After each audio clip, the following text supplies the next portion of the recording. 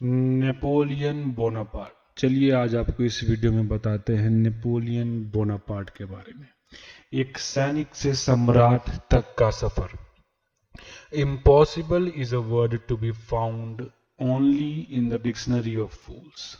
जिनके लिए कुछ भी इम्पॉसिबल नहीं था, जिन्होंने बहुत कम समय में यूरोप में अपना दबदबा कायम कर लिया था, वो थे नेपोलियन बोनापार्ट।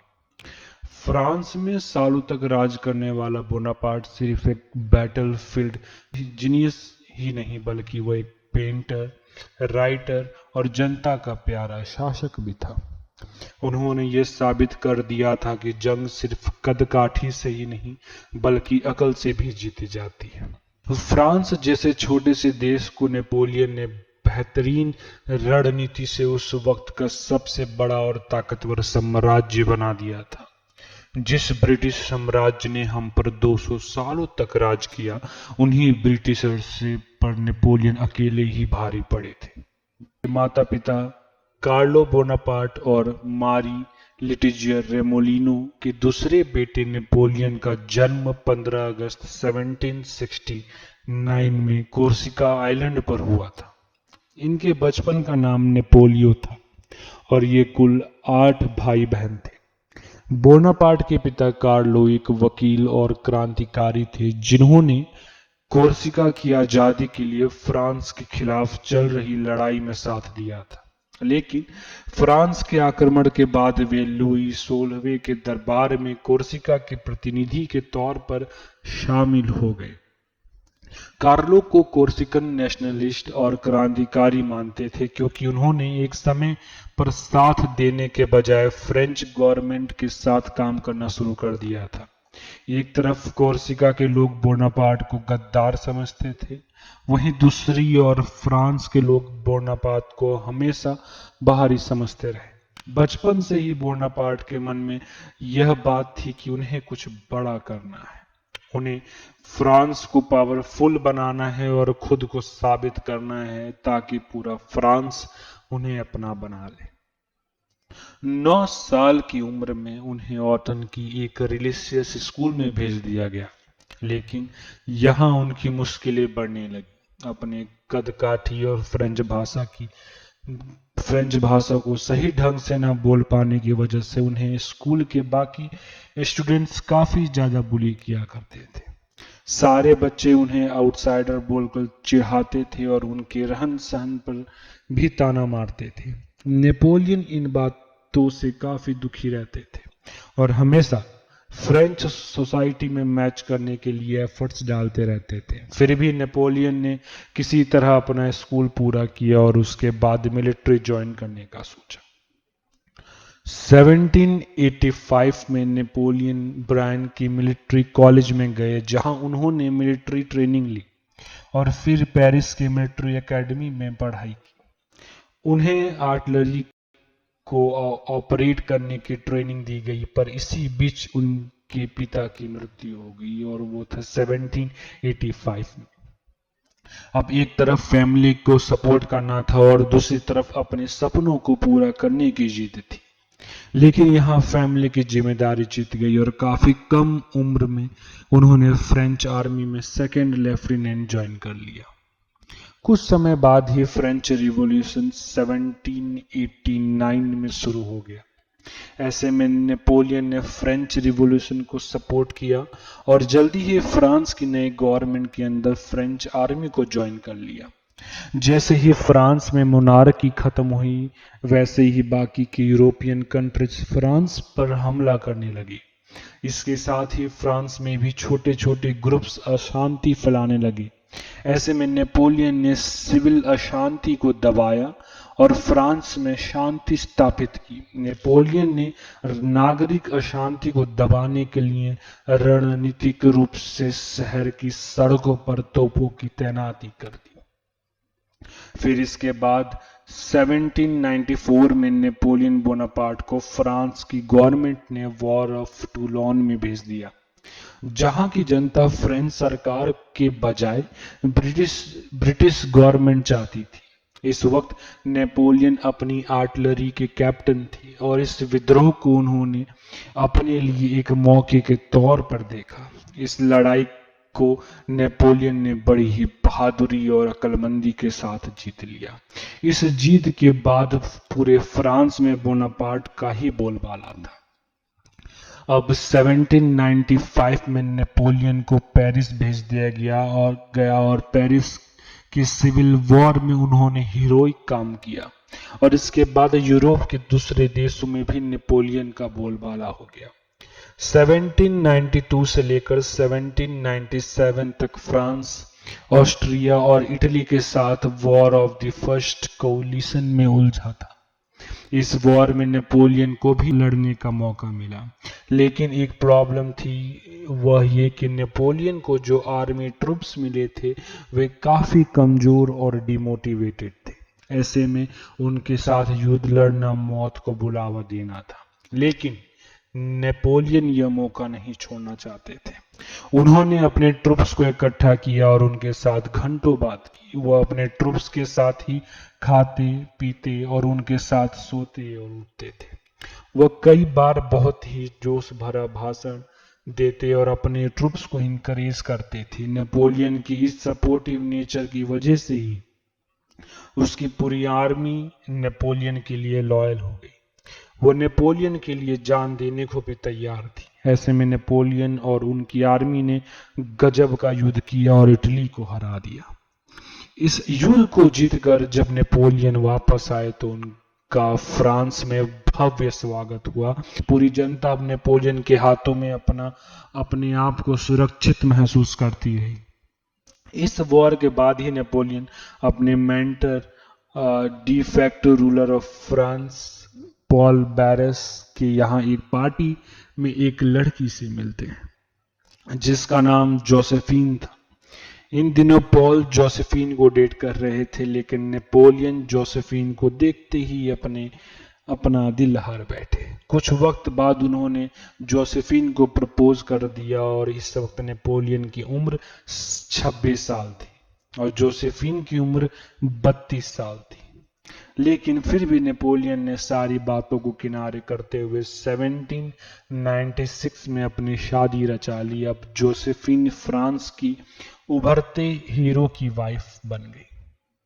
अभी भी फ्रांस रिवॉल्यूशन की वॉर में इन्वॉल्व था और जिसमें नेपोलियन इटली को जीत लेते हैं और वहां की जनता के बीच जाकर उन्हें यह भरोसा दिलाते हैं कि वो उनकी क्रूअल मोनार्की से छुटकारा दिलाएंगे। इस बात पर नेपोलियन और उनकी आर्मी का इटली पे खूब स्वागत होता है और इस जीत के बाद नेपोलियन को फ्रांस का कमान सौंप दिया जाता है और अब नेपोलियन फ्रेंच आर्मी को लीड करने लगते हैं। किसी ने नहीं सोचा था कि फ्रेंच आर्मी का एक साधारण सा सोल्जर फ्रेंच आर्मी का हेड बन जाएगा, लेकिन यह तो बस शुरुआत थी। नेपोलियन के सपने तो इससे कई ज्यादा बड़े थे। उन्होंने पूरा यूरोप जीतना था और फ्रांस को यूरोप का सबसे बड़ा और ताकतवर साम्राज्य बनाना था और एक तरफ नेपोलियन लगातार जीत पर जीत हासिल कर रहे थे, वहीं दूसरी तरफ उनके सपने बड़े होते जा रहे थे। उन्हें अब फ्रांस की गवर्नमेंट को कंट्रोल करना था। इसमें कोई दो राय नहीं थी कि अब नेपोलियन एक डिक्टेटर की तरह एक्ट करने लगे थे, जिसका सबसे बड़ा उदाहरण था इटली विक्ट्री 1796। इटली जीतने के बाद नेपोलियन और उनकी आर्मी ने उसे लूट लिया। अब नेपोलियन की नज़र ब्रिटेन पर थी, जिसके लिए वह इजिप्ट में ब्रिटेन नेवल फोर्स पर अटैक करके वहां से ट्रेडिंग सिस्टम को इन्वेड करना चाहते थे। लेकिन उन्हें यह बात अच्छे से मालूम थी कि ब्रिटिश नेवल फोर्स को हराना इतना आसान नहीं था। अगर नेपोलियन इजिप्ट में मौजूद नेवल फोर्स को हराने में कामयाब हो जाते तो वह अपने अगले प्लान के मुताबिक भारत में मैसूर के राजा टीपू सुल्तान से हाथ मिलाते, जो उस वक्त पर अंग्रेजों के सबसे बड़े दुश्मन थे। अब नेपोलियन के सपने और बड़े हो चुके थे। इटली को हराने के बाद अब नेपोलियन का ध्यान पूरी तरह से ब्रिटेन की तरफ था। उन्हें यह अच्छे से मालूम था कि अगर पूरे यूरोप को जीतना है तो सबसे पहले ब्रिटेन को हराना पड़ेगा। ऐसे में ब्रिटेन को हराने के लिए नेपोलियन ने इजिप्ट में मौजूद ब्रिटिश नेवल फोर्स पर अटैक किया ताकि वहां से ब्रिटेन के ट्रेडिंग सिस्टम को नुकसान पहुंचाया जा सके। ब्रिटेन को हराने के लिए नेपोलियन को भारत की जरूरत थी। उनका अगला प्लान भारत में मैसूर के राजा टीपू सुल्तान से हाथ मिलाना था ताकि वह साथ मिलकर ब्रिटिशर्स को हरा सके। नेपोलियन का यह प्लान तो अच्छा था, लेकिन इसमें भी कुछ कमी थी।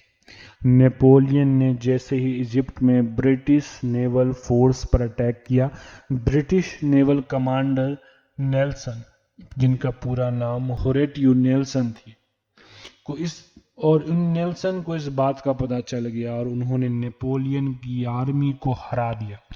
इस हार के बाद नेपोलियन वापस पेरिस लौट आए और इजिप्ट के नुकसान की भरपाई करने लगे। इस बीच नेपोलियन की लाइफ में भी बहुत उतार चढ़ाव चल रहे थे। जोसेफिन और नेपोलियन के बीच की दूरियां बढ़ने लगी थी और अब नेपोलियन की जिंदगी में एक नया चैप्टर खुल चुका था। एक तरफ वो अपनी प्रोफेशनल लाइफ में लगातार सक्सेसफुल होते जा रहे थे, वही दूसरी तरफ उनकी पर्सनल लाइफ में बहुत सारी प्रॉब्लम्स आ रही थी।